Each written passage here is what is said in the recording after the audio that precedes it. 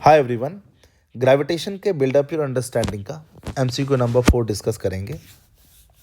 हम सब जानते हैं कि रॉकेट्स के मदद से हम सैटेलाइट्स को लॉन्च करते हैं in any specific orbit that we want. तो इस क्वेश्चन में हमें कहा गया है to plot a graph to show how kinetic energy K imparted to a satellite varies with the work done by the rocket used for all possible circular orbits. यानी satellites को अलग अलग ऑर्बिट में इस्टेब्लिश करेंगे तो अलग अलग orbit का अलग अलग एनर्जी होगा। सैटेलाइट का जो एनर्जी है अलग अलग ऑर्बिट में अलग अलग होगा। काइनेटिक एनर्जी भी अलग अलग होगा। आर रेडियस के ऑर्बिट में काइनेटिक एनर्जी होता है GM/2r और टोटल एनर्जी होता है -GM/2r। ये अभी मैं डिराइव तो नहीं करने वाला हूँ, बहुत आसान है, आप निकाल सकते हैं। ये काइनेटिक एनर्जी होता है।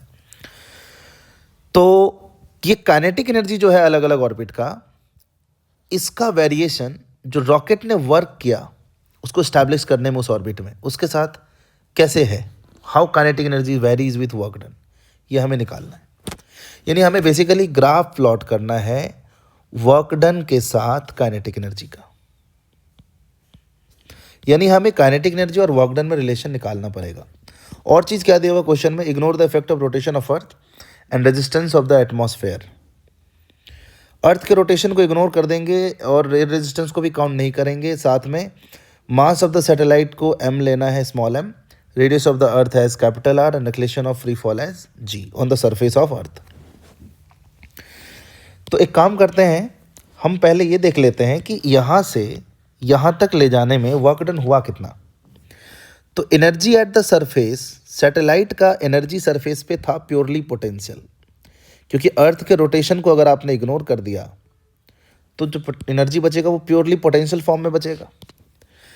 और energy in the orbit is -GM/m small m capital M/2r।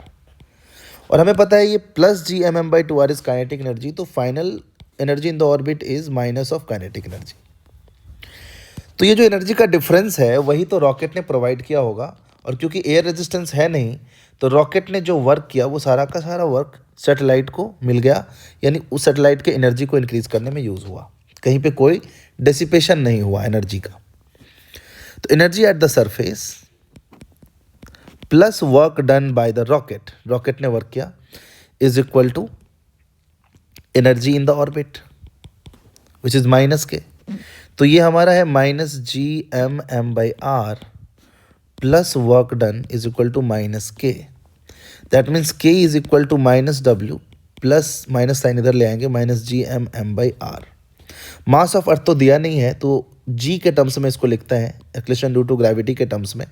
तो GM/r² और r ऊपर मल्टीप्लाई कर दिया और ये GM/r² को g एट द सरफेस बोल सकते हैं।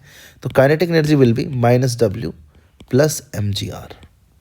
यानी हमें ये रिलेशन मिल गया y equal to mx plus c जैसा।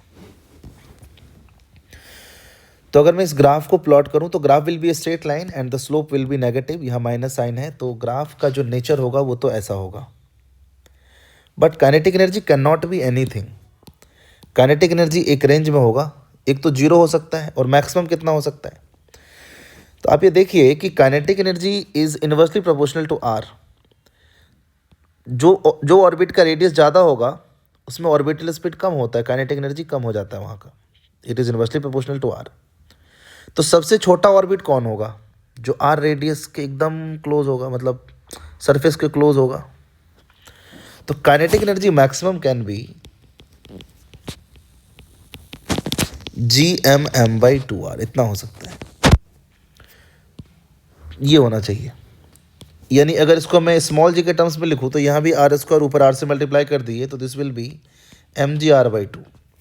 अब अकॉर्डिंग टू दिस ग्राफ, यहाँ जो ग्राफ बना है ये तो है mgr और ये भी है mgr। देख लीजिए स्लोप -1 है भाई।